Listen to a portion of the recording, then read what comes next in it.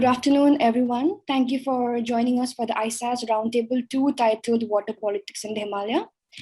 Before we proceed with the event, I would appreciate if you could mute your microphones and switch off your videos throughout the session. If you have any questions or feedback to share, please forward them via this chat to the chairperson, the moderator. The questions will be consolidated for the panelists to answer. Today, we are delighted to have with us the following speakers, Professor Anamika Barua, Professor, Department of Humanities and Social Sciences, Indian Institute of Technology, Guwahati.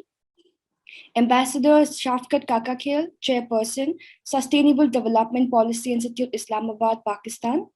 Mr. Deepak Gyawali, Hydroelectric Power Engineer and a political economist, former Minister of Water Resources, Government of Nepal. Mr. Zhang Hongchu, a Research Fellow, China Program, RSIS, NTU, Singapore. Moderating this discussion is Dr. Amit Ranjan, Research Fellow at the Institute of South Asian Studies, National University of Singapore. Dr. Ranjan, please. Thanks, Vinny. Without taking much time, I would like to invite Professor Barua to make her presentation. Professor Barua, please.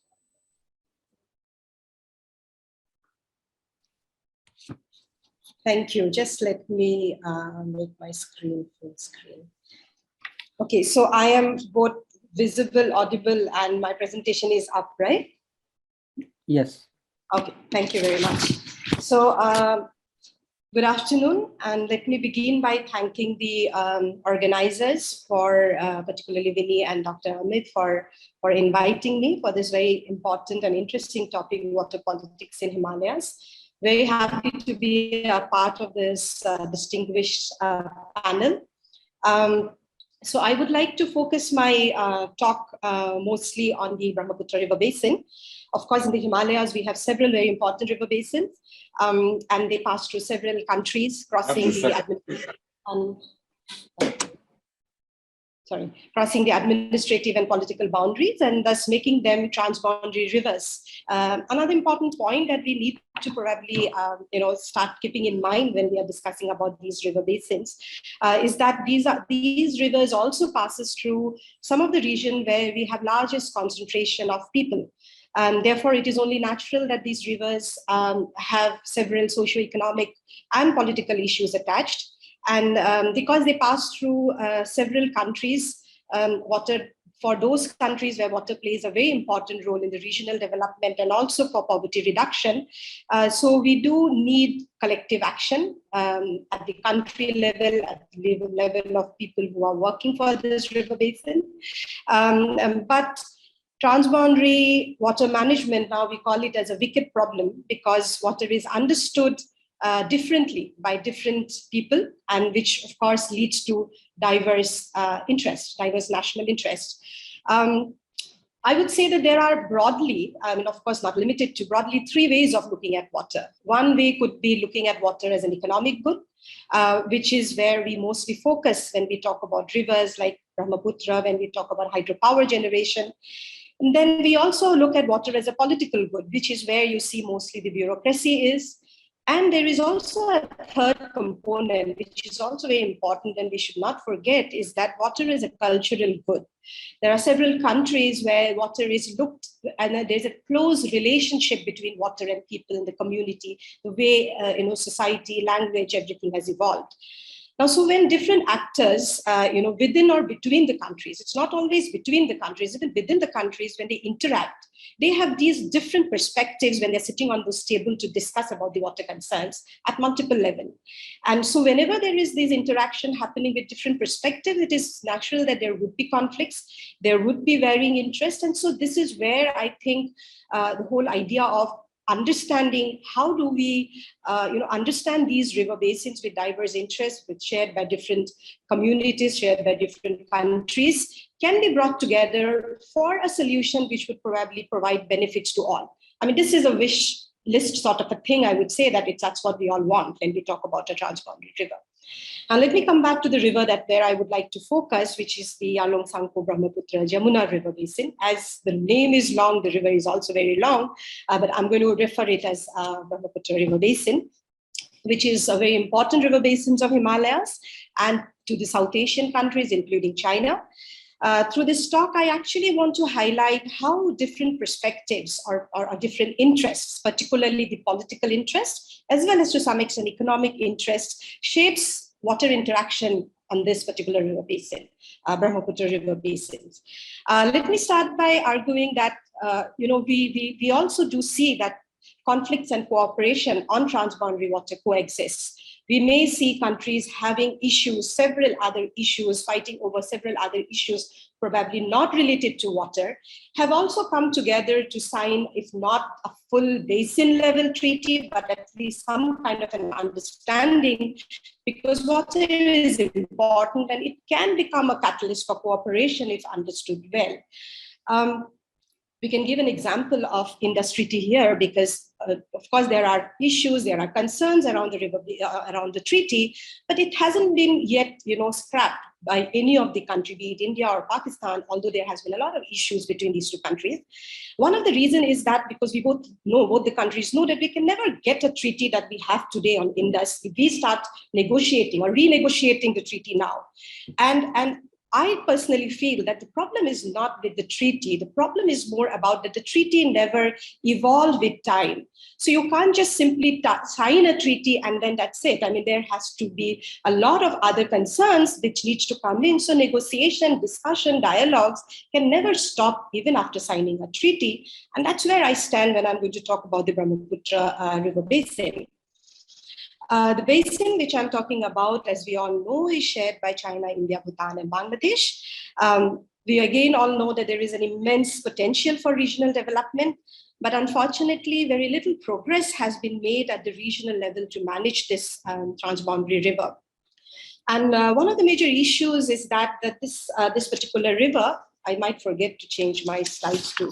So this is just one slide that I wanted to present that, how the river is actually, it has its national, subnational politics, it has its regional politics, and it also has a global politics within this arena we work when we are talking about a river like Brahmaputra. I have given an example, for example, in case of Brahmaputra in India, we also have a subnational political issue between Assam and Arunachal. We also have a regional issue among all the 4 basin countries. And then there is a framework, principle, rules that we need to follow. Are we going to really follow those? So this is how a transboundary river looks like. And so it's so complex. And so coming back to the river is that one of the major issues is that this particular river, Brahmaputra River, which has immense benefit, unfortunately, these benefits are looked from a very localized and a very sectoral lens. And so what has happened is that we do have some MOUs, but I would I would look at these MOUs as very shallow, reluctant, and a very piecemeal kind of a cooperation, which actually helps you in avoid conflicts, but it doesn't really help you in achieving anything at the regional scale. That, for example, even thinking about the regional development of the entire river basin area, where there is so much poverty, so much of need for development. Here, let me also remind you that none of these basin countries which shares the Brahmaputra has signed the UN Convention of 1997, which basically talks about, how do you prevent, control, and reduce transboundary impact. While saying this, I know that there is a lot of argument around it. This doesn't necessarily mean that if you sign that, you are going to achieve something very fruitful. But the point is that it kind of guides you when you are sitting there and negotiating with each other.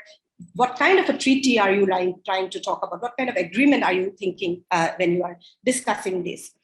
And when you come to Brahmaputra Basin, there are different issues, diverse interests, lack of mutual trust, an atmosphere of hostility. Historically, this atmosphere continues to be there. Asymmetric information, and one very important emphasis where I would like to put my presentation today is the asymmetric power. So when we talk about politics, we cannot actually not talk about power, because most of our political decisions are influenced by both, be it soft power or hard power, material resources or ideational resources. A country might have a lot of soft power too, to be able to set the agenda of the meeting, to decide what needs to be discussed, what not to be discussed. And so this is what you really see when you particularly look at India and China. And then they are dealing with both Bhutan and Bangladesh. I'll come to Bhutan as well, though it is considered to be a very good relationship between India and India and Bhutan. So in the context of this asymmetric power between the basin countries, I think as an academician, as a practitioners, we must remember one thing, that when we are asking these countries to come onto the table of negotiation, and I think Deepak Ji will be able to help me in this as he was one of the decision makers, is there is always a sense of autonomy, control, and legitimacy, which is there in our mind, and we are actually representing our country. And so when I'm asking somebody to come on board and say that, okay, we are willing to go ahead, sign a treaty, will not decide any more about this river unilaterally, particularly when you enjoy a geographical position and you are powerful too, you are simply asking them to bargain with their sovereignty. So asking them to bargain with their national sovereignty actually is very closely related to the incentive that a country sees to bargain. If a country really do not see such an incentive that it is really going to help me out, then the way I am doing things now, till that time, to influence an upstream country such as China, and in case of Brahmaputra, even Bangladesh, in case of Brahmaputra, even India with Bangladesh, it is a very challenging task. Let me give you an example of data sharing, which we always discuss. Of course, data sharing is happening between all the three countries, India, China, and Bangladesh. We have an MOU there. But what we also know that there is a distinction between how China shares data between India and China and Bangladesh. So for example, China charges an amount from India with the understanding that collection of data is expensive. So we expect the basin countries to share the cost. And so India pays a price to get access to this data. Similarly, if you look at India and Bangladesh, there is always a discussion. I was also a witness to those discussions where a lot of Bangladeshi officials requested government officials of India that why can't we not get this data, for the entire time, because it is not only about forecasting flood, it is also about forecasting drought. But the answer, quote unquote, was that, well, data is secretized. It is a matter of national security, and we need to have a very valid reason from Bangladesh before a signature could be put up on that paper. The data can be, shared forever. For entire duration of the time. What do we really see here? It is basically both in China as an upstream to India, and both India as a upstream to Bangladesh is using this whole data sharing to control this river basin in its own way. Whereas if you really look at this whole story, do you really see a technical issue? No, it is actually a non-technical issue which does not allow these countries to share data the way usually they should have been sharing data. And here, let me just put it in this word that these non-technical barriers are political in nature, and data sharing is seen as closely related to national security, foreign policy, strategic relations, and territorial sovereignty, which makes it the prime maker of power interplay and conflict in the Brahmaputra Basin. It is a ready instrument in the hands of riparian countries, be it China or India. And I think we have seen these examples whenever then the Doklam issue happened, there was a stoppage of sharing data. So whatever is the reason cited, but one could clearly see that this was used as a mean to explain that these things are not expected from a downstream country. So it is really a ready instrument in the hands of riparian countries to extract concessions or stall negotiations over a transboundary river. A basin state sovereignty plays a crucial role in this regard because sharing of data may be considered to imply a loss of control over data, information, as well as ideas. And that is to say, issue of national security and national interest or a perceived loss of control over the river acts as a major hurdles in transboundary interaction. Now, just to go ahead, another example is this whole issue of, bilateralism that we see. That is again between mostly India and China. And if you look at the downstream countries, they mostly talk about multilateral negotiation, multilateral treaties. Why is that India-China is so much in favor of bilateralism? Let me talk about India.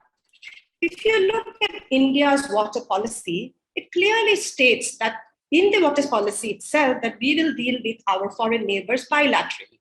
So one is that your domestic policy impacts your foreign policies a lot. Unless you start looking at it that we need to move into a bilateral mode, such things would never happen unless these policies are looked up again. The other thing is that it is always easy for a country to show its power when, suppose, put India and Bangladesh and Nepal together. I mean, we all know what would be the situation, because India will have to respond to two very important, pertinent neighbors who definitely have a lot of issues with India. So it is always easier to bilaterally have conversation rather than going for a multilateral negotiation.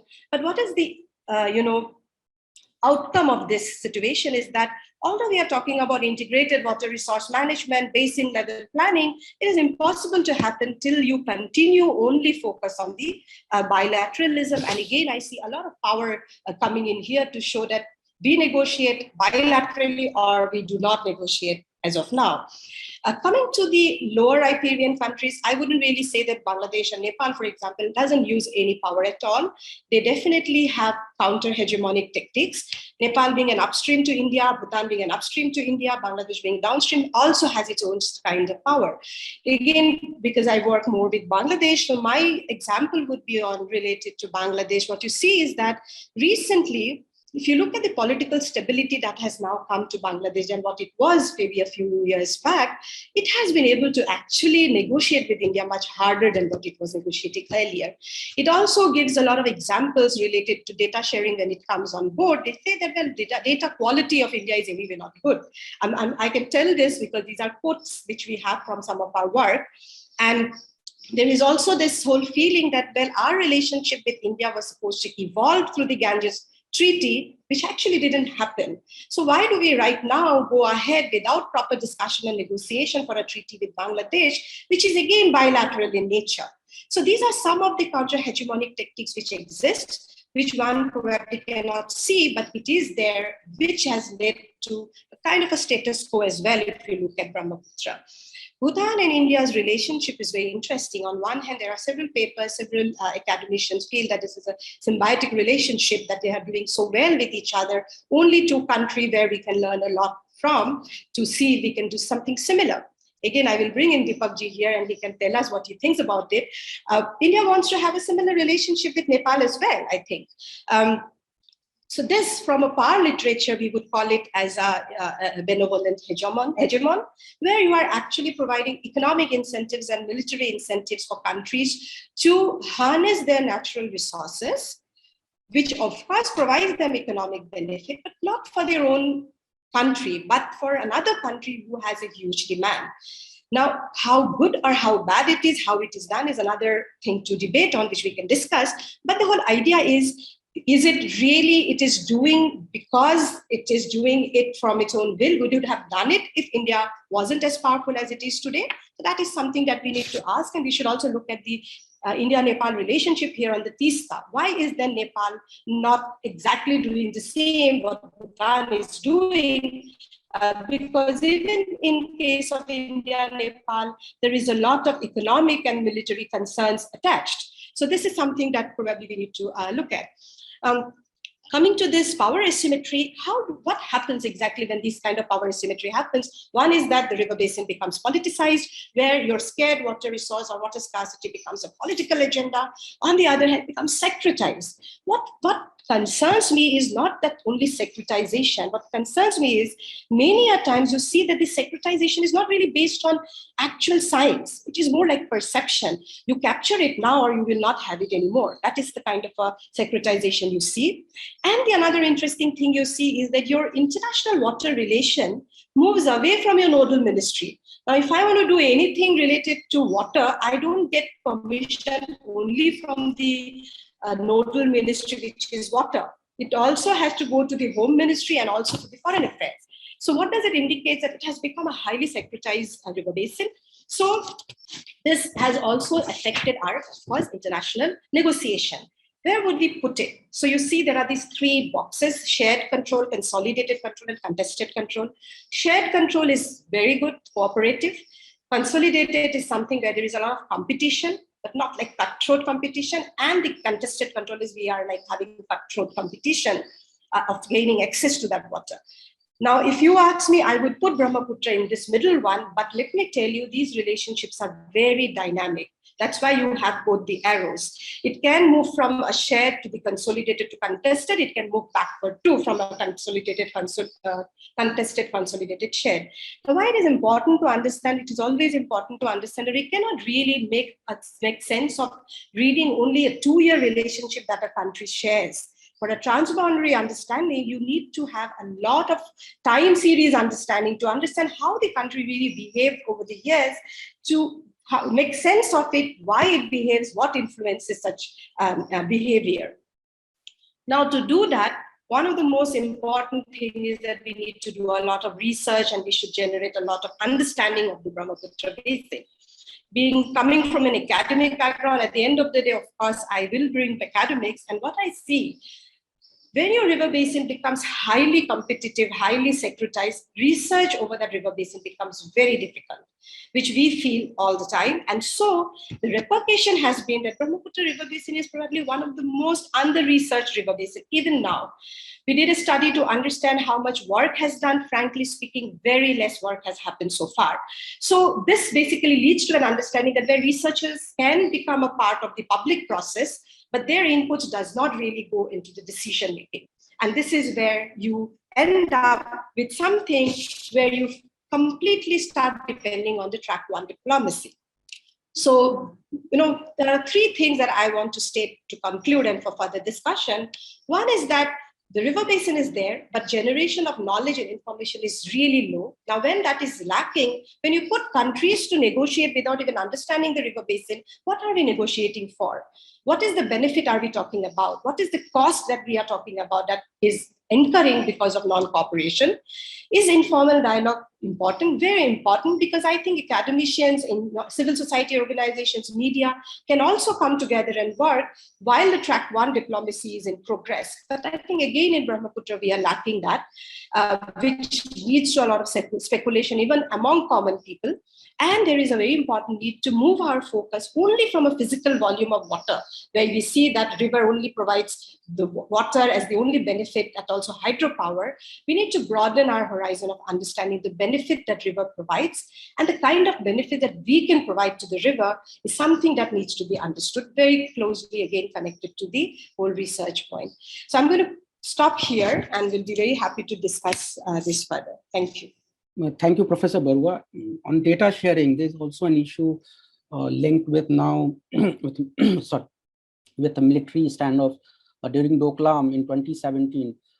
India alleged that China stopped sharing water-related data with India, while at the same time it shared data with Bangladesh.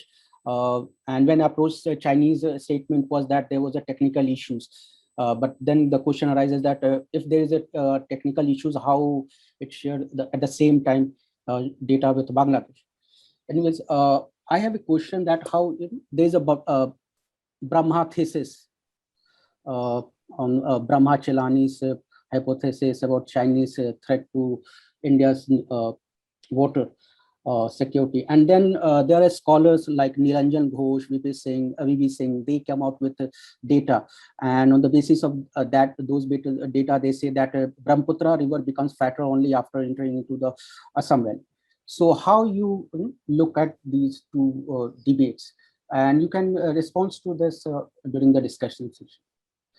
Now I would like to welcome Ambassador Shafaqat Kakakhel to make his presentation. Thank you. Thank you, Amit. At the outset, I would like to thank the Institute of South Asian Studies for inviting me to this webinar on the important topic of water politics in the Himalayas. I look forward to listening to the views and recommendations of the eminent experts like Deepak Gyawale, whom we know as the hydro guru of our region, and others, and benefiting from their wise counsel. As rightly pointed out by the hosts of this meeting, in the notification of this meeting, population growth, industrialization, profligate consumption by all user sectors, management deficits, and the effects of climate change have put increasing pressures on the fragile and finite water resources of our region and countries. Pakistan is already a water scarce country and might become a seriously deficient water country. Climate change impacts threaten our food, energy, and health security. What I intend to do in my presentation is to address the transboundary dimension of the water-related challenges, which relate. We've heard the presentation on Brahmaputra. Mine will be on the Indus Basin, which is shared basically mainly by India and Pakistan. I would also say just a few words on the crucial topic of cooperation among the riparians of the major rivers, which are fed by the glaciers of the Himalayas, the Karakoram, and the Hindu Kush. These glaciers, as we all know, are likely to be the victims of climate change. Although I understand that some of the glaciers might survive, in fact, they have been observed to be surging or are stable. As far as the importance of Indus River Basin for Pakistan is concerned, it's our own one and only river basin and an indispensable source of 80% of our surface water. Owing to our predominantly agro-based economy, the predominantly arid soils, and a very low average precipitation level, continued access to the waters of the Indus Basin for irrigation and all other human uses, is an existential imperative for Pakistan. The fact that all the major rivers of the Indus Basin originate in or transit through territories across our frontiers in India and Afghanistan make the unhindered supply of transboundary waters an unstated but major objective of Pakistan's diplomacy. Pakistanis recognize and understand and appreciate the crucial role of the Himalayas, Karakoram, and Hindu Kush, glaciers which feed all the rivers of the Indus Basin. For a number of reasons, the Indus Basin rivers depend far more on the snow and ice melt compared to the other river systems where there may be a higher level of precipitation. We've already seen the impacts of climate change. Of course, we had and we have been having floods, very damaging floods in 2010, and less damaging after that. We've also seen how the glacier region in Gilgit-Baltistan has been affected. In 2010, a landslide caused by Glacier Lake outburst flooding released huge quantities of ice and snow melt, which killed 20 people and displaced 6,000 persons when their standing crops, orchards, homes, factories, and shops were washed away. It took nearly 5 years for the Gilgit-Baltistan region to be completely reconnected to Pakistan. For a whole year, the region was totally disconnected from the rest of Pakistan. We have scores of other glacial lakes that might burst, explode as the temperature continues to spike as a result of climate change. As far as the Indus Basin is concerned, you all know the Indo-Pakistan Indus Water Treaty of September 1990, which defines the rights and obligations of the major riparians, India and Pakistan, concerning the 6 rivers of the Indus Basin. The treaty has survived in spite of hiccups. And it's, among other features, the elaborate 3-tier dispute settlement mechanism prescribed by the treaty, which has enabled the amicable resolution of nearly all the disputes that have arisen between India and Pakistan, all of which incidentally relate to the building of scores of hydropower generation plants by India in an evidently unending drive to maximize their benefits from the hydro generation potential of the western rivers. The dispute settlement mechanism of the Indus Water Treaty is the ennui of all of the South Asian countries which share transboundary rivers with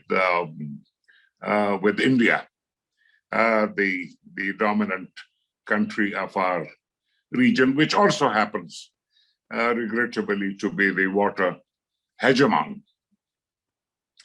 Pakistani leaders have time and again reiterated their commitment to abide by the Indus Water Treaty and ensure its implementation in letter and spirit. However, Pakistani officials do complain about India's evidently deliberate failure to provide timely and complete information, which is the level of detail is given in the long annexures of the treaty.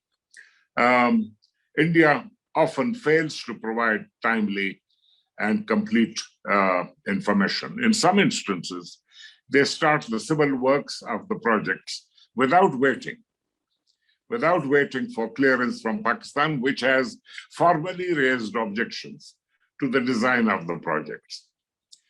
Pakistani officials and water experts also fear that the cascades of Indian projects on the western rivers, while they are not in violation of the Indus Water Treaty, they do lend India the capacity to manipulate the river flows, which it could use to Pakistan's detriment. Pakistani officials and water experts also mention that having been negotiated in the 50s, the Indus Water Treaty does not address issues that were not clearly understood during the 1950s. The problem of river pollution because of agricultural and industrial runoff was not as serious as it is now. The Indus Water Treaty does make a reference to pollution, but not to the extent that we need, because some of the western rivers, the Jhelum, for instance, comes to us laden with agricultural and industrial residue, and which makes impure water is bad for all, even for irrigation and all uses. Of course, the impacts of climate change could not be anticipated in the 1950s and are therefore missing from the treaty. The treaty also does not deal with the sustainability of the groundwater, which water experts will tell you is an integral part of the river hydrology. And the Indus Basin aquifer is now the second most stressed aquifer. So the aquifer which could have been our safety valve, our protector, the protector of our agriculture, and even human lives in times of grave drought and emergency, is being depleted by stakeholders in both countries. There is a need for discussion and cooperation on introducing an appropriate regulatory system. I'd also refer to the Kabul River. The Kabul is the 6th largest tributary of the Indus.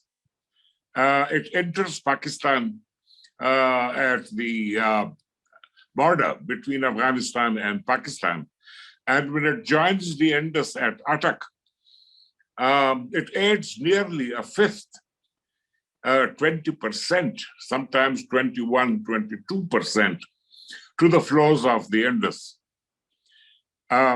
This river, this highly beneficial river, benevolent waterway, all rivers are, has flowed between Afghanistan and Pakistan for millennia, unhindered, unaffected. But there is no agreement, there is no treaty that regularizes, that recognizes and regularizes the sharing of this river.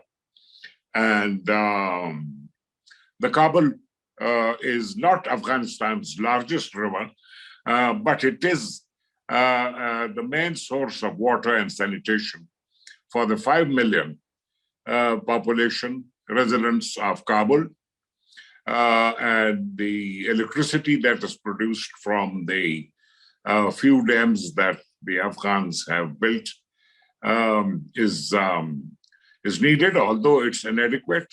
Afghanistan would like to build new dams, but the Pakistanis fear that it may reduce the amount of water in the Kabul that enters Pakistan. The governments of the two countries have not discussed this issue, but civil society representatives, including myself and water experts, have been meeting, and we have reached broad understanding on the need for both countries, Pakistan and Afghanistan, to sit together and discuss how to develop the aquatic resources of the basin for the common shared benefit of the peoples of that country. As we all know, the situation in Afghanistan does not allow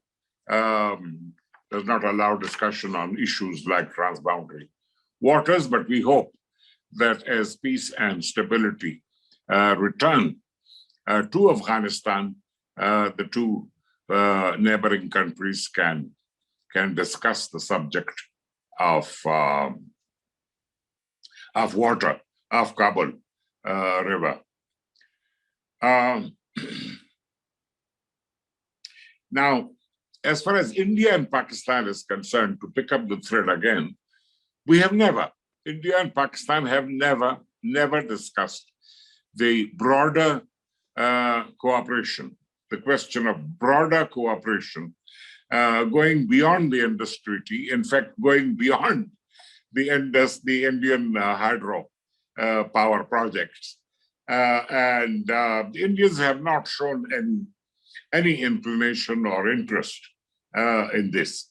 But in 2010, between 2010 and 12, as a result of growing reports on the impacts of climate change on water, the civil society and water experts of the two countries, they met under arrangements supported by mostly external partners, and they considered all aspects of the impacts. As we all know, all the impacts of climate change relate to the water sector.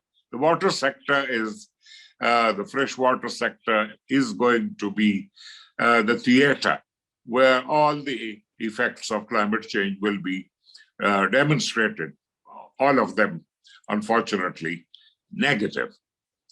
And during these track 2 dialogues, the experts recognized the multifaceted effects of climate change on the two countries' shared water resources, the likely decline in the net supply of water, and the effects on agriculture and livestock, as well as energy, health, and broader economic development. There were a number of recommendations that was recognized that Pakistan and India do not have a solid knowledge base to serve the decision-making and cooperation on water issues.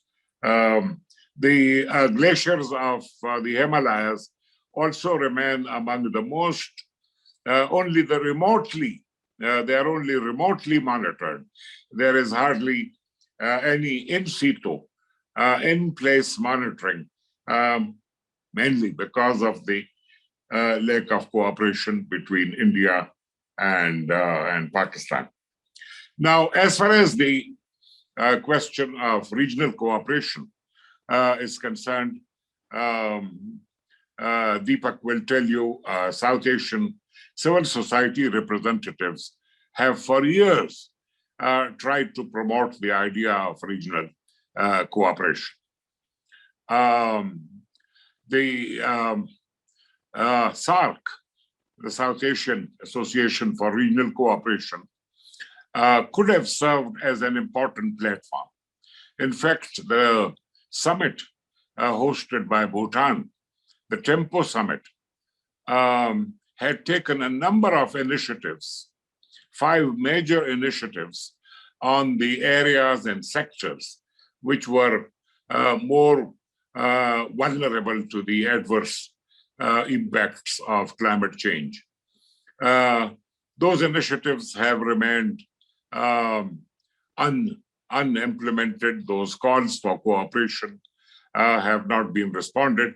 And one of the main reasons for this lack of cooperation is the unhelpful attitude of the largest country of our region, which also happens to be, as I mentioned earlier, the hydro-hegemon of South Asia.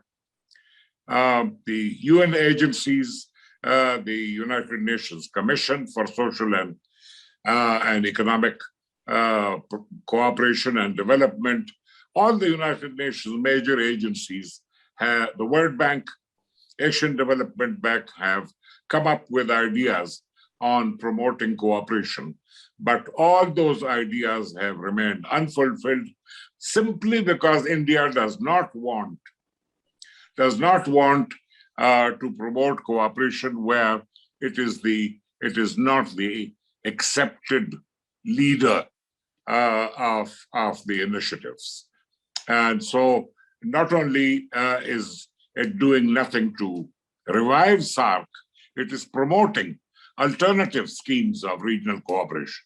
This is unfortunately an unfortunate situation.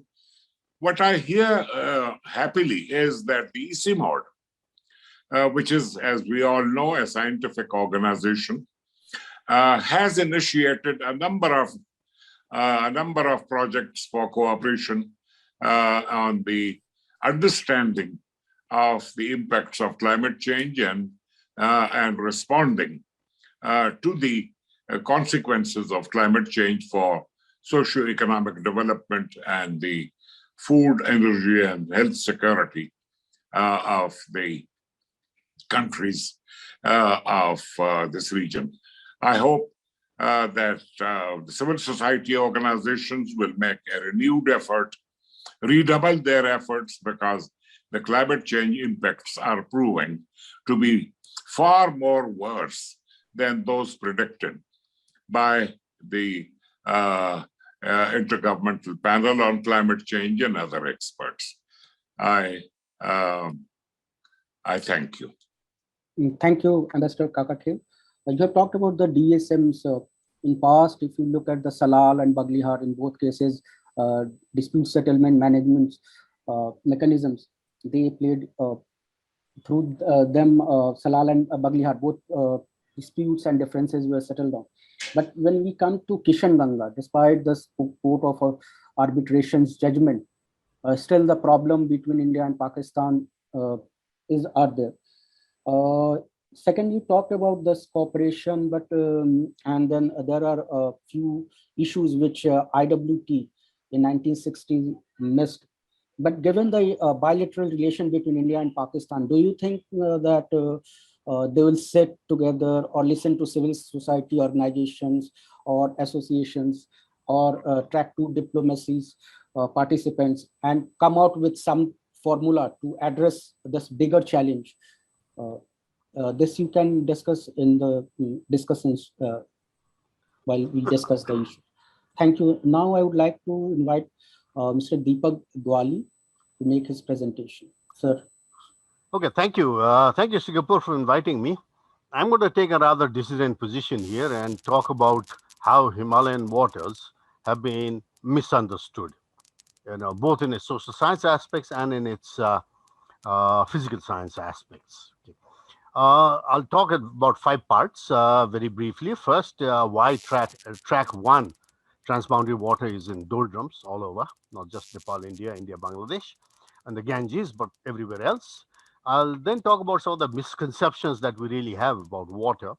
I will then talk about the myopia of our hydrocracies, and then go into the need for to move beyond the eagle-eye science of international relations to a more toad's-eye science to be able to understand our water in South Asia.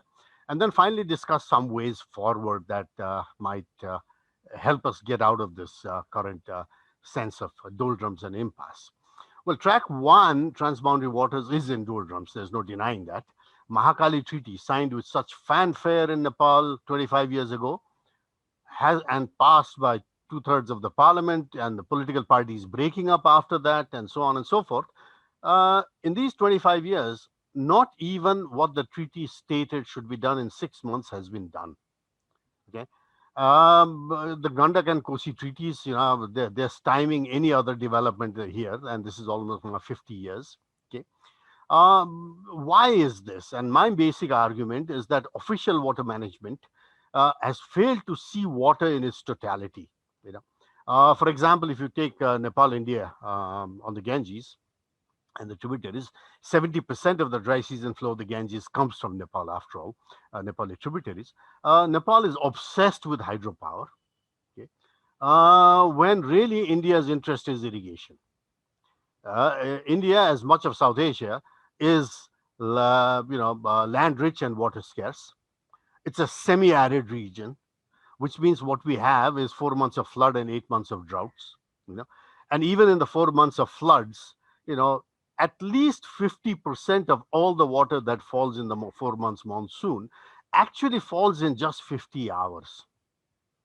Think of it, which means much of that is just going to flow, wash away and not be of much use, which is where I will come back later to the fact that traditionally from, the Lichvi times, ancient times, right down to the, the Mughals and all, barring the British came with a very, very exploitative capitalist, sense. every one of them gave much thought to traditional water management and traditional technologies, which knew how to live with this hydroecology. You know. Unfortunately, our British-led Roorkee School of Development, 1854 Lord Dalhousie, dominates India, Nepal, Pakistan, Bangladesh, everyone. And we haven't been able to get our minds out of that colonial approach to water. Okay. Now, what I argue when I talk about water in its totality, what I mean is we have to talk about white water, which is the water in the clouds. Basically, that is our source of all water. We have to then understand the blue water that flows once we have the rains. But we have completely ignored the green water, that is the water that stays in the soil moisture and is the essence of all our forests. Let's not forget all our grasslands on which most of our livestock depends, and almost practically all of our what is called dryland or monsoon farming, including the winter farming in Nepal on mustards, for instance. Mustards all grow on residual water, millet and mustard, very staple food, used to be until rice took over. Okay, they all grow on residual monsoon moisture and green water, and then finally brown water, which is the groundwater that we have, where the monsoon water is really stored in the groundwater. Why brown water is also important? Because this is where the real problem is in our understanding of water. Even in the write-up from provided by Amit and others to this discussion, there was a lot of talk of water tower and ice and glaciers in the Himalaya. The trouble is, except for Indus, which is in a very dry zone of South Asia, much of it Thar desert and arid and all that, okay, even more arid than the eastern parts of South Asia. But Indus has something like estimated 40% of its flow from snow and ice. Ganges is only 9%, and Brahmaputra something close to that. Where does much of the water come from? It comes from, first, direct rainfall, and for much of the dry season, it comes from the backflow of groundwater. So what you see in the Ganges outside of the monsoon months is really not ice melt, because ice doesn't melt at that time. Ice melts only in March, April. Okay, what you see in December, January, February is basically groundwater that's coming in there. Okay, and in Nepal, the real water towers, or which all the Himalayan hamlets from Kashmir all the way down to Uttarakhand and Nepal and Bhutan and Arunachal and every place else, villages are dependent on spring sources, and spring sources are nothing but groundwater leaking through the real water towers, which are the middle hills of the Himalaya, where no snow falls. Let's not forget, we don't get snow till at least 2,000 to 3,000 meters. Or if it happens for a night and is gone. So there's this misperception of too much focus on glaciers, which are important, don't get me wrong. They are important global indicators, okay? And they do contribute to the dry season flow, a little bit, but that's important. But the real problem we have to focus on in the total quantity. Now, I'll give you an example. Brahmaputra was mentioned here, and Anamak is a bigger expert, and I am not sure I should be speaking here. But I happened to chair a meeting at the International, India International Center in Delhi, where I had to chair a Chinese panel. And this whole thing was led by my good friend, late Ramaswamy Iyer, the best water secretary India has ever had.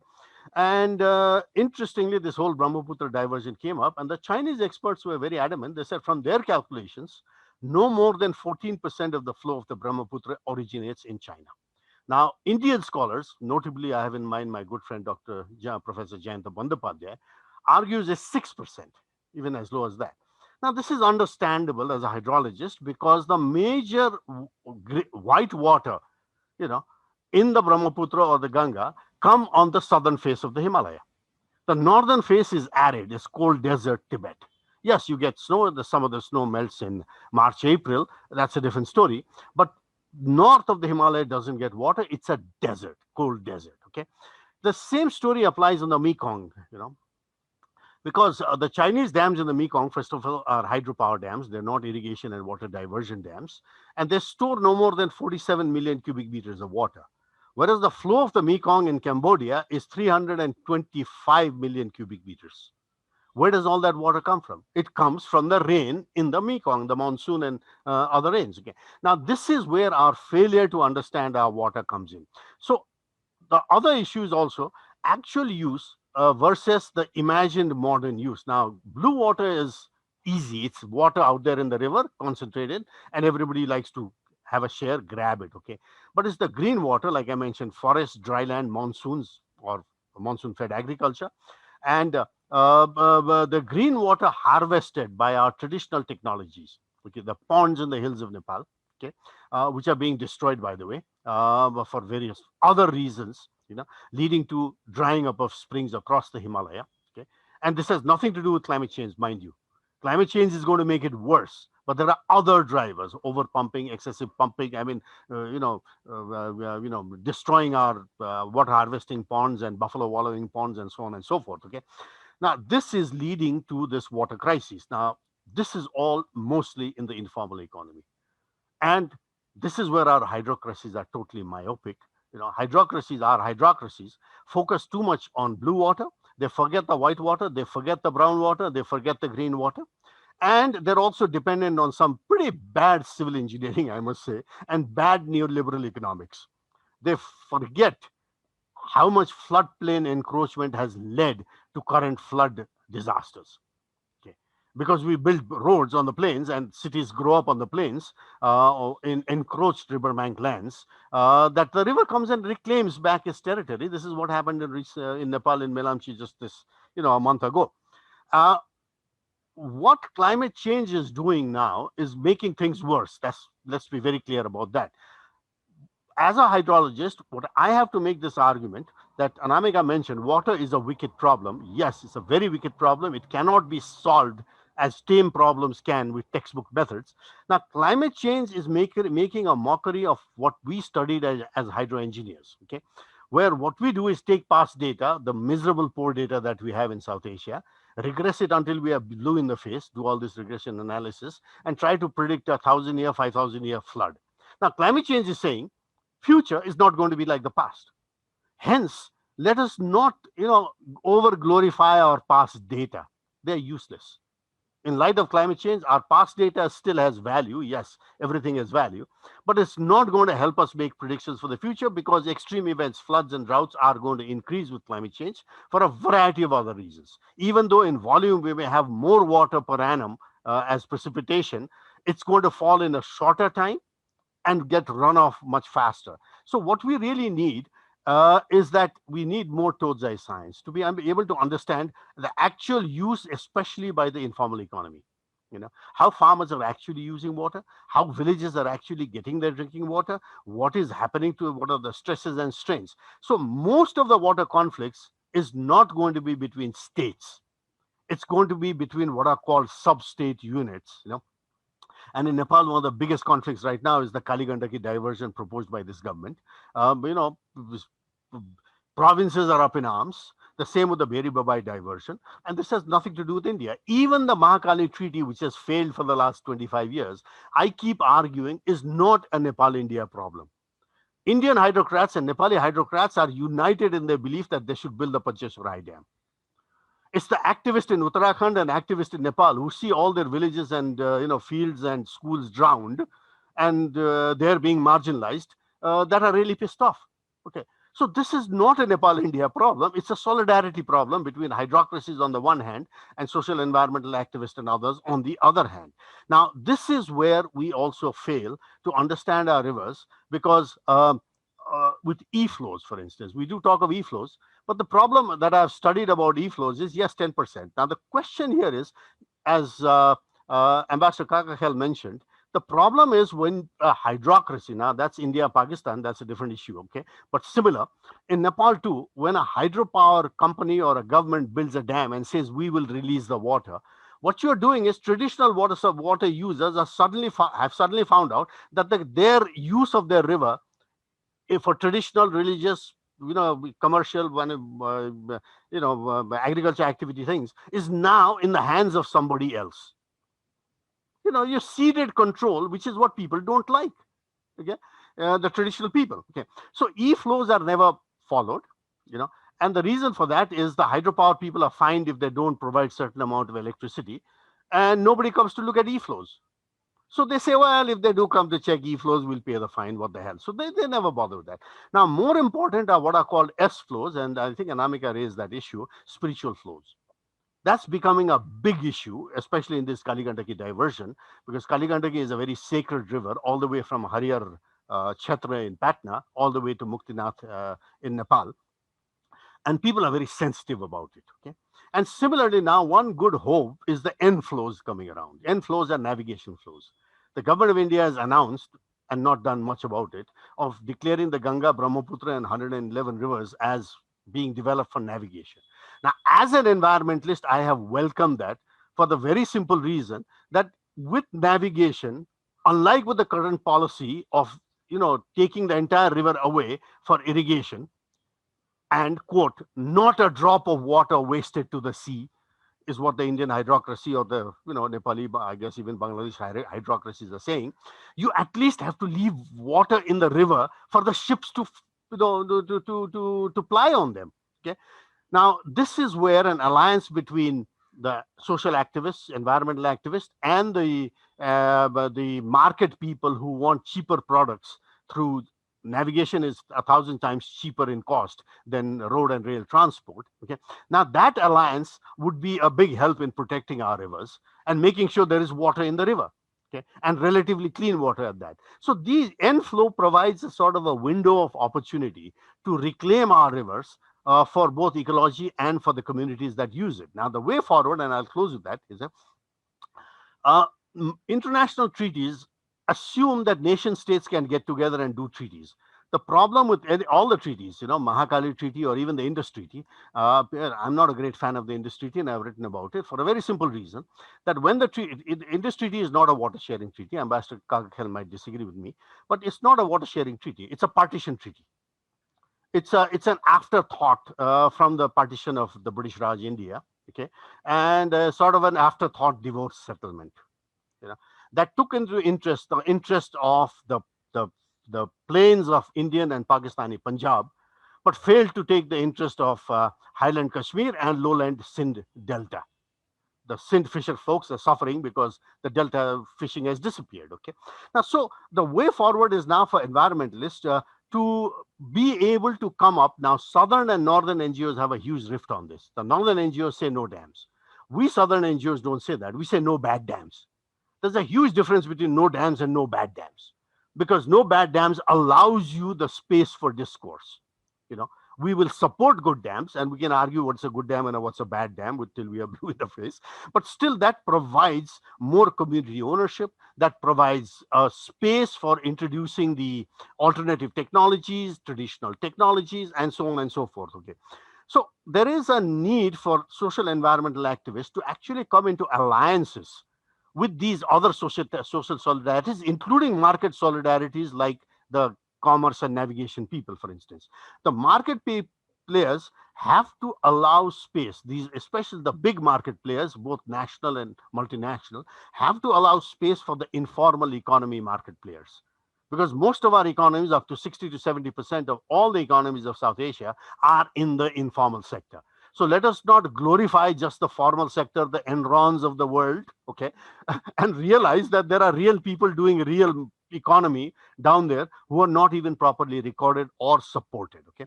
And similarly, the state, and this is where the state and the way forward has to be more inclusive of water science. They have to get more physical science, both meteorology and geology. Put up a satellite, for heaven's sake, it costs less than putting a fighter plane, okay, and to be able to predict much better weather, real time, okay. That would do wonders for our economy.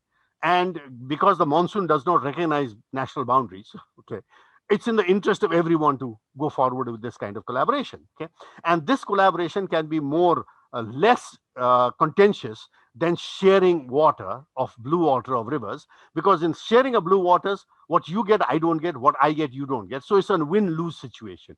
Whereas investing in better meteorology and data and rainfall and things like that and sharing them is a win-win for everyone. Similarly, a similar study of brown water and groundwater, because groundwater is being, crazily over-extracted and leading to the loss of dry season flow in all our rivers, all over India, Pakistan, Nepal, Sri Lanka, Bangladesh, everywhere. Okay.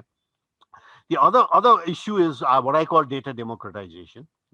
It's time to give up on this, data nationalism. It's silly. Right now, you can still estimate the flow of the Ganga and the Brahmaputra and every river just based on precipitation, satellite data from precipitation. It's a bit tough science, but it can be done.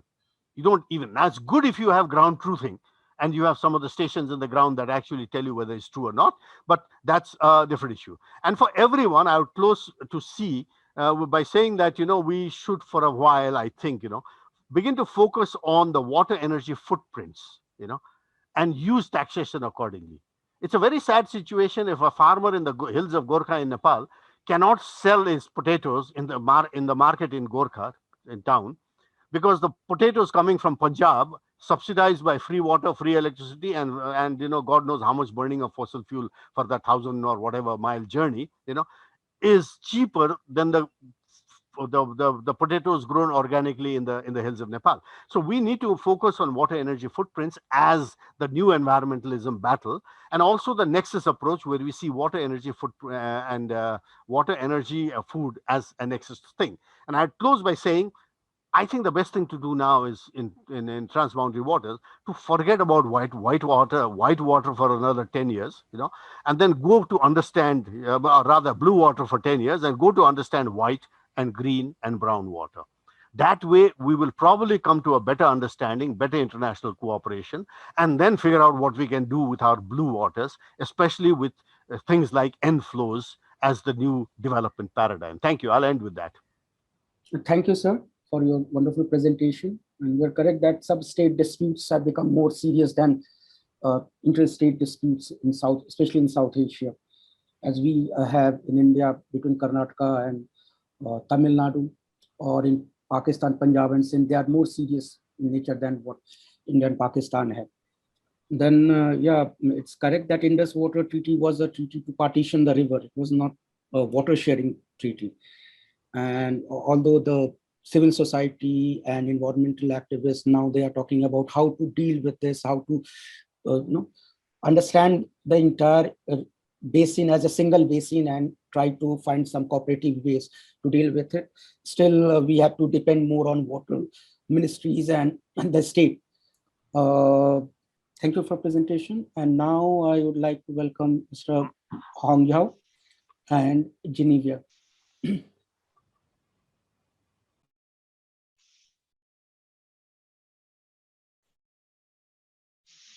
like to thank the Institute of South Asian Studies for the kind invitation.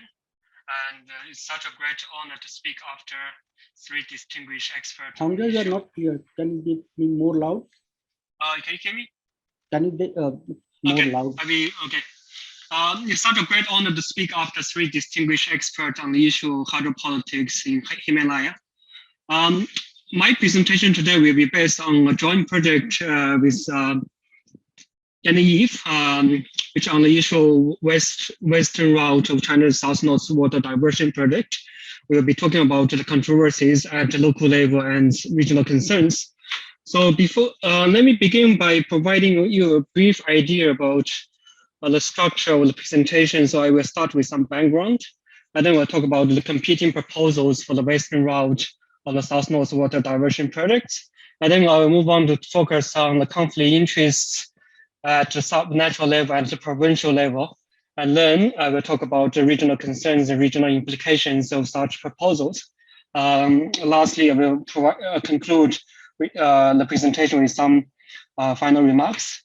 And then let me begin by highlighting the water challenges as one of the biggest perhaps challenges facing China's future development.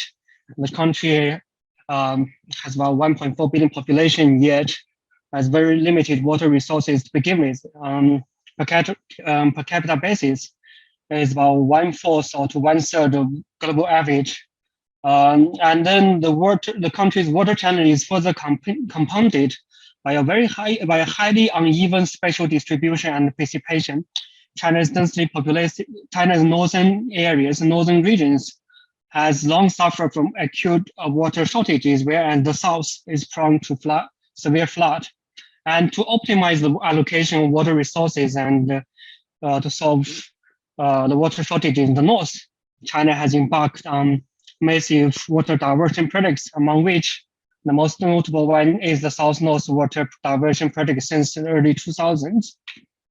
So the idea of the South-North Water Diversion Projects was first proposed by Chinese former leader Mao Zedong in 1952, when Mao concluded that since the north has so much, the south has so much water, and then the north does not have, if possible, the north should borrow a little from the south.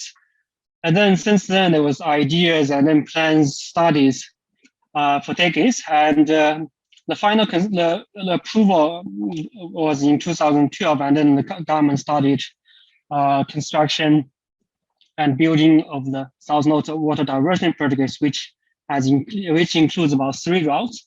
The eastern one, which is about transferring waters from Jiangsu to Shandong and Tianjin, which was completed in 2013. And then the middle route, which is about diverting waters from China's Hubei province to Beijing and Tianjin. And the project has been completed and has been used since 2014. I think according to official media, over the past 5 years, 6 years, the middle route the eastern route has benefited over 120 million people, while some environmentalists and scientists has voiced concerns regarding the social ecological impacts of these 2 routes. But then the most ambitious or the biggest among the 3, the western route, is still under planning stage. But there was some recent development suggests that the construction of the western route could be accelerated, or could even begin in a few years' time. In the country's 14th 5-year plan, which was released a few months ago, and then among major water infrastructure projects, the priority has been given to large water diversion projects, and then they were in the plan calling to advance the appraisal of the plans for the western routes. And then as far as the proposals or the plans of western routes are concerned, it can be divided into 2 groups. The first one is the modest one proposed by the government. And the second one is the extremely ambitious proposals from the scholars but received rankings from subnational government and other interest groups. I will quickly go through these proposals one by one. But then in terms of the official route, which is about linking the upstreams of Yangtze and Yellow River, and then the plan is about diverting around 20 billion cubic meters of water.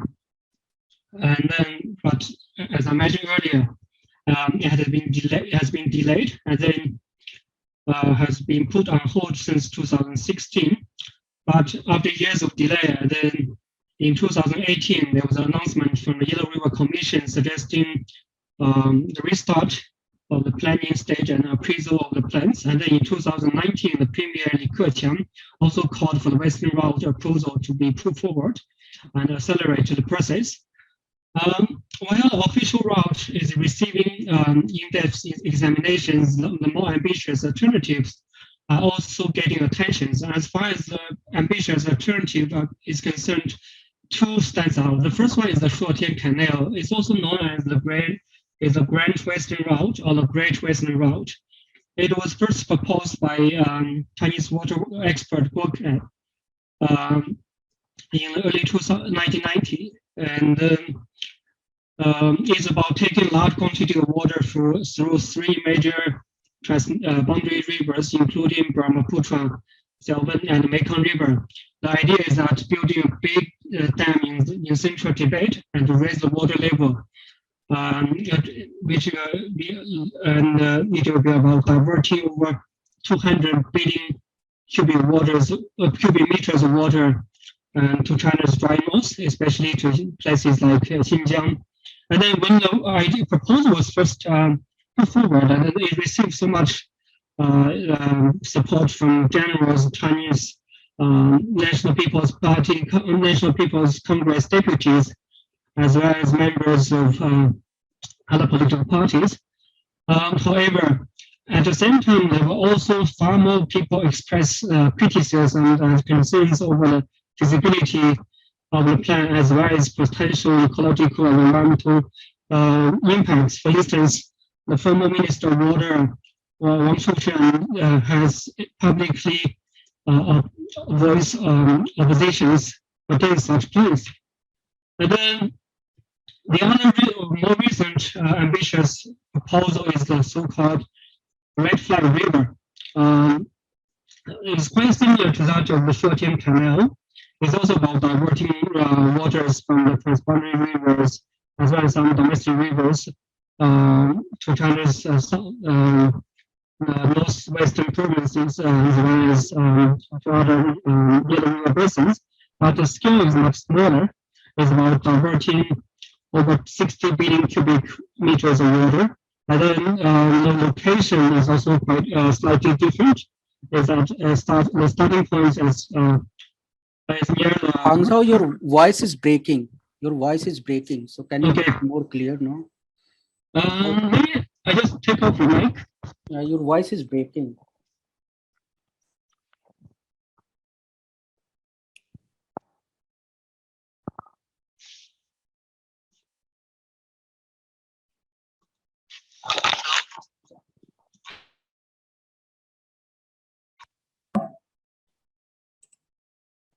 Hello? Yeah. Please go ahead. Hello, can you hear me? Yeah. Please go ahead. Yes, we can hear you. Please My go ahead. apologies, maybe I use the phone.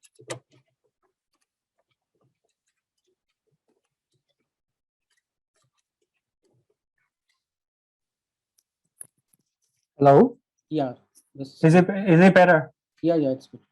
Okay, great. Okay, so in terms of the potential cost is about 1 to 4 trillion RMB.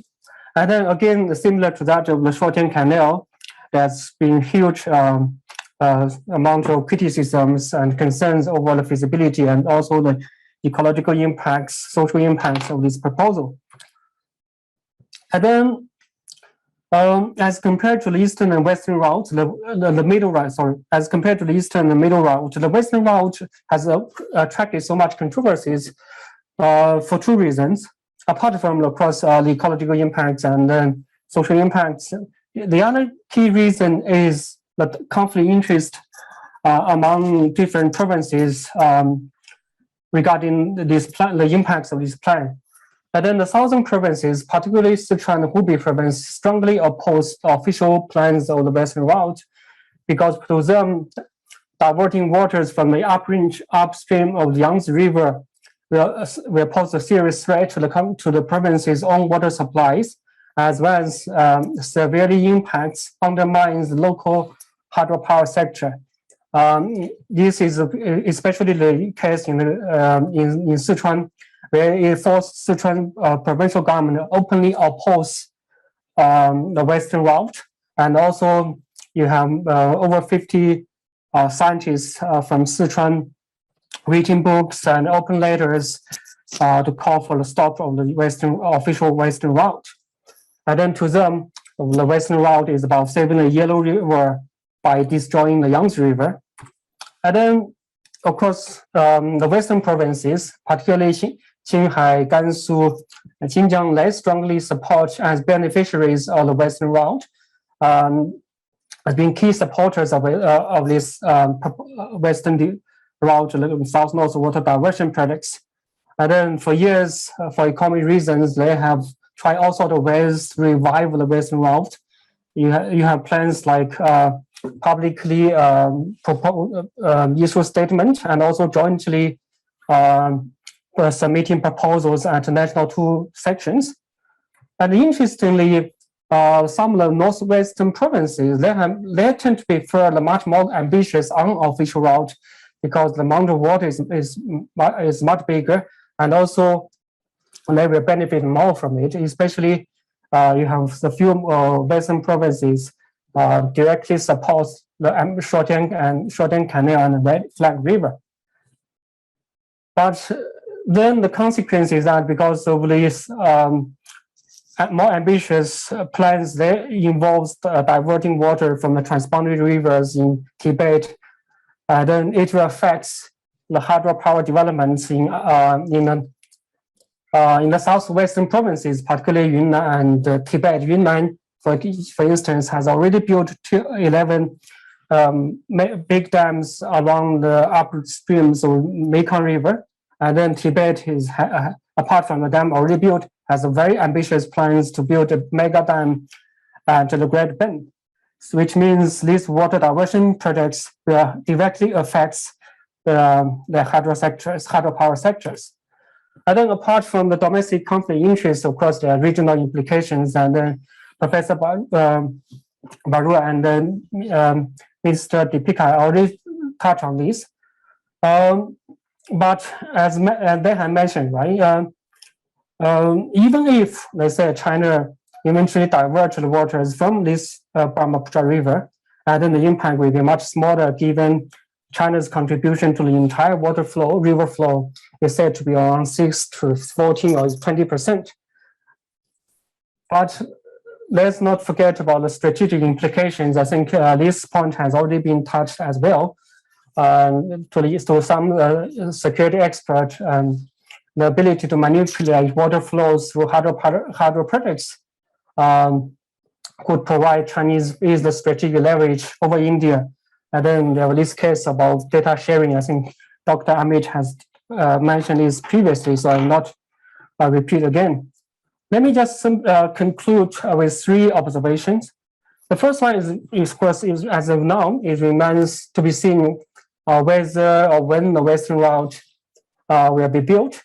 I think as far as the competing proposals are concerned, the overlooked but the critical aspect also includes the competing interests among the subnational governments, particularly provincial government and interest groups, which I have highlighted in today's presentation. And to move forward, I think China should try to balance the water and food demand, food security in demand, given agriculture currently consumes over 60% of the country's fresh waters. I think this point has been mentioned by Minister Deepika just now. So we need a nexus perspective. And in the context of China, it's really, sometimes if you look at it, it's very puzzling because the country spends billions of dollars and a huge amount of effort transferring water from the south to the north, and then billions of dollars in terms of transporting grain from the north to the south. Perhaps to address this very puzzling situation, the country needs to promote regional and structural adjustment of the country's agriculture sector, and a new food security strategy is needed. I will stop here. Thank you very much. Okay, thanks, Hangyo, for your wonderful presentation. This Shorten Canal project is always a big issue on environment, especially in Tibet. And then you talked about the India's concerns. Means my question is that how effective is it to resolve China's water problems, especially in North? Because all such things are being a big hydro project is mainly to divert water from southern part to northern part to address their water issues. So how effective it is going to be? Well, it has environmental issues and all such problems. Still, what the state officials say that it is going to improve water facility in Northern India. How effective it is going to be? So, as we do not, we have discussion time left. So, let's start with Anamik. Professor Barua, would you like to ask a question? Yeah, thank you very much. You asked me this question, and so I would just respond to that, I think, because there's a limited time. No, first the one on this Brahma thesis and then Yes, the yes. research on Nilanjan. So just to respond to that very quickly, I think this is what actually I wanted to mention is that, you know, there is a lack of understanding. There are two schools of thought that has evolved. One school of thought has understood or felt that even a little intervention that happens upstream will have a huge impact downstream. Having said that, I am not denying that any intervention that happens on a resource, there will be some impact. Impossible, or it would be incorrect to say that there will be absolutely no impact at all. That is within the country, between the country, and that implication, even China has already seen for its own rivers, where so many interventions have happened. But having said that, to say that what the other school of thought is thinking or is writing is not correct, that is also difficult to actually say, because even I heard Deepakji speaking about this, that, you know, this particular river, Brahmaputra river, is not entirely, is fed largely by the river rainfall.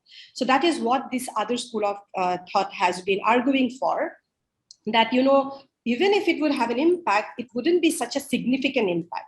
But what brings us here is this, that this is where I was telling I was trying to emphasize in my presentation, as that why is this conflict coming up?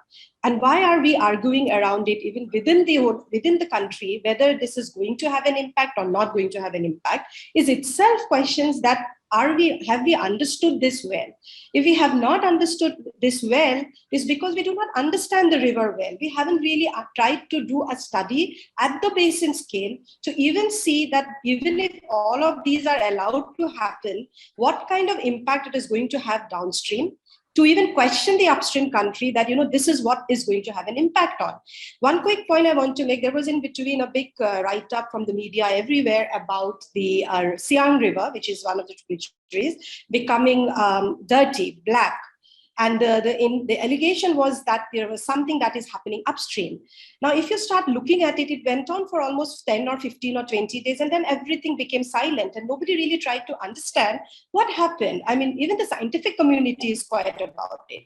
So I think for me, working on the Brahmaputra, one thing I would continue to say is that, see, no negotiation can be perfect, no treaty can be perfect, because this happens at a particular point of time.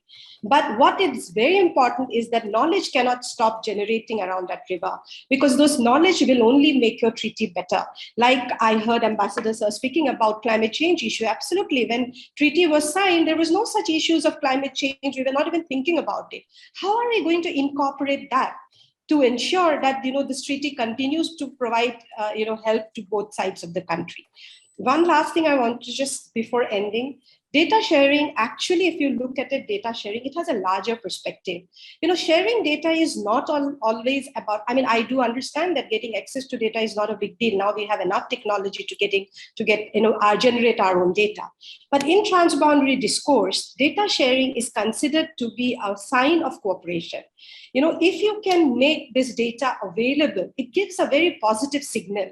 Like you see in Mekong, you know, like it is available up there for every country to get access to. So, you know, these are very small steps, but these are very important steps for us to show that there is a possibility for countries to, come together.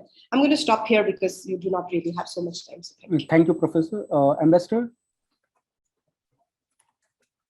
Kakakhil? Yeah.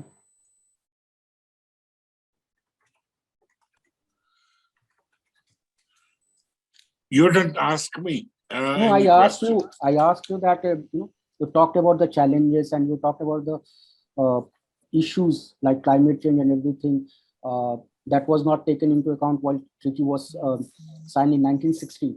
So do you think that now, the situation between India and Pakistan as such, they do not share good relationship. So do you feel that they can come together, talk about these issues and start a new form of cooperation, looking at Indus Basin in a different way? Well, our hope is that we will resume the bilateral dialogue that has remained dysfunctional. And once the dialogue is resumed, the broader question of water, water resources, and climate change should be included. As I mentioned, and as everybody knows, all the impacts of climate change relate to water resources.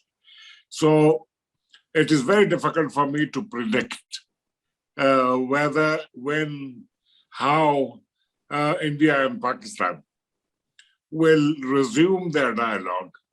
Meanwhile, what the civil society can do is to use the modern means of communication for exchange of views, for exchange of best practices if there are, and for achieving as good an understanding of the issues as they can.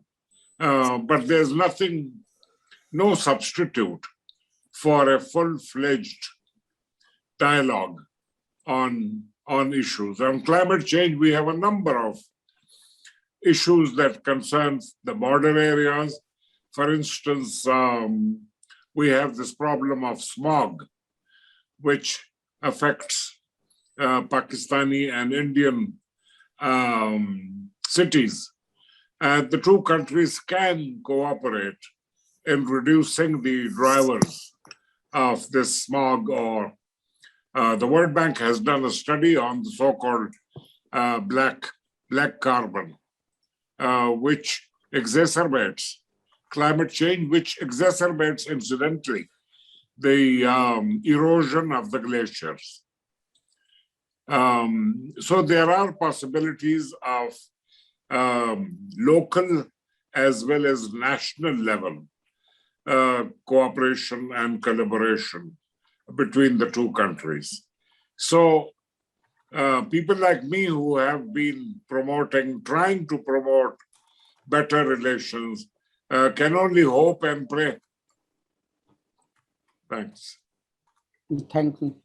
Deepak ji, you talked about the environmentalist and the dams.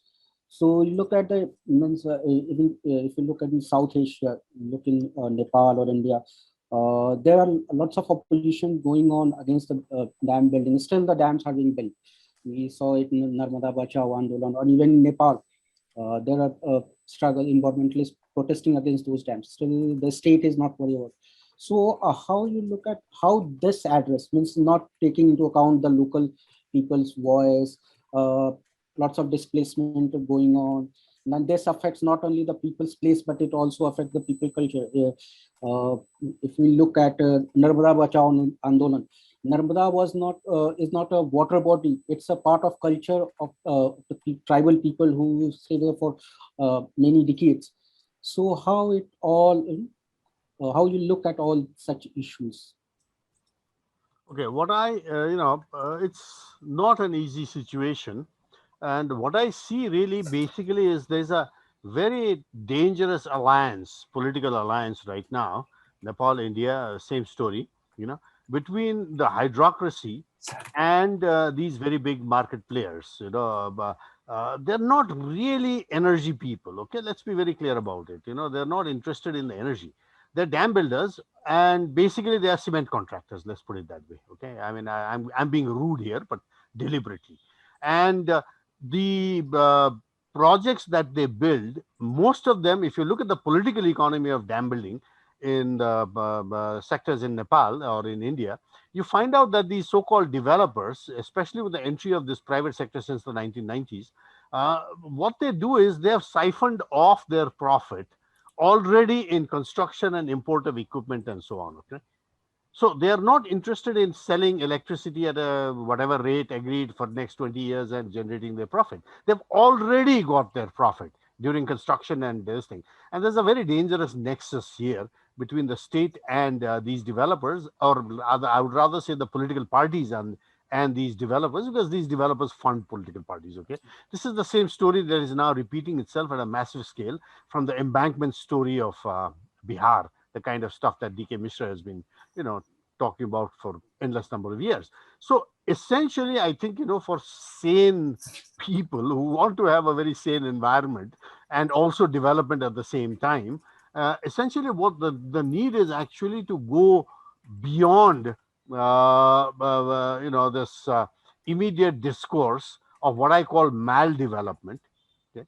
And actually going for looking at water in its larger aspects, the white water, the green water, the brown water, and so on, and actually start collaboration transboundary between not just the NGOs and activists, but also the academics, mostly the academics, I would say, where you do not ignore the track one people, the government officials, but government officials are not going to come up with solutions. Invite them so that at least by a process of osmosis, some of these other ideas will start filtering into the hydrocracies. And that is our only hope of, coming back with some kind of hydrosanity over the absolute madness that we are seeing these days.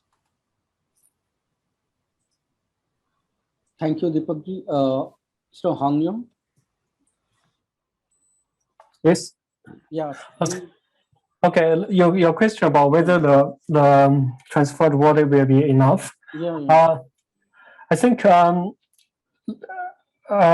is the question. Let me just briefly review what has happened over the course of, let's say, 2002.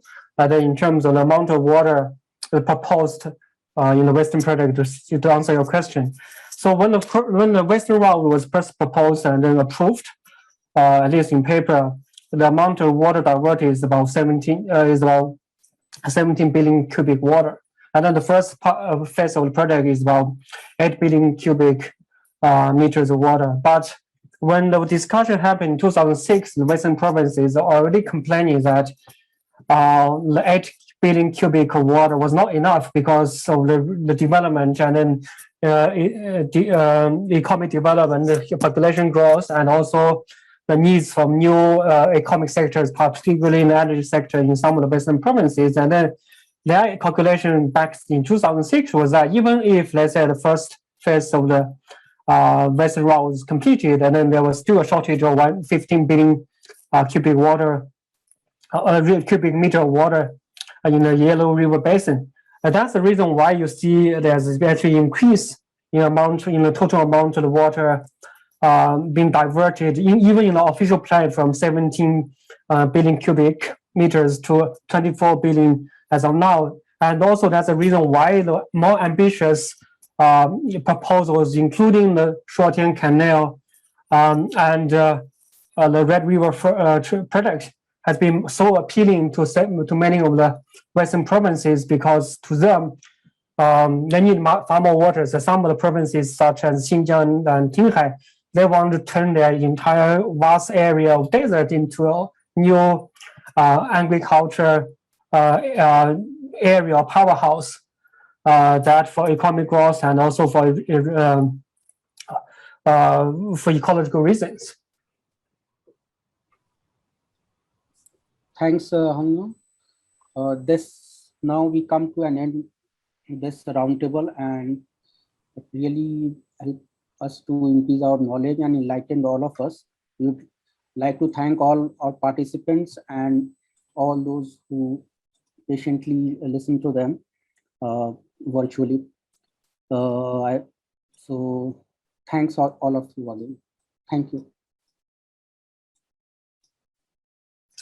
Thank you. Thank you. Thank you. Thank you. Thanks.